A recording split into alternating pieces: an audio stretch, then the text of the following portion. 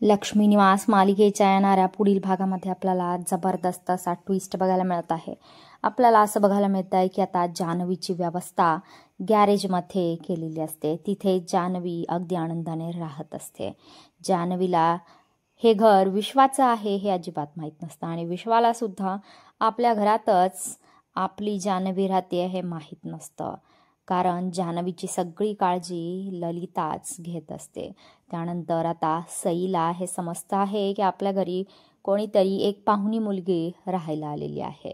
त्याच्यामुळं सई आता जान्हवीला येऊन भेटते आहे। ती जान्हवीला भूतकाळाबद्दल विचारते, पण जान्हवी काहीही सांगायला तयार नसते। त्यानंतर ललिताला सुद्धा संशय आलेला असतो की ही मुलगी आपल्यापासून काहीतरी लपवत आहे। ती आपल्याला तिच्याबद्दल काहीही खरी माहिती सांगायला तयार नाही आहे।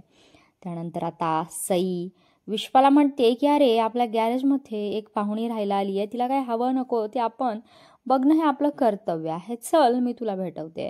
असं म्हणून सई आता विश्वाला जान्हवीच्या रूममध्ये घेऊन येते आहे। जान्हवी सुद्धा प्रथम घाबरते आहे की ही दोन कोण माणसं आलेली आहेत, कारण की अनोळखी लोकांपासून जान्हवीला आता धोका वाटत असतो।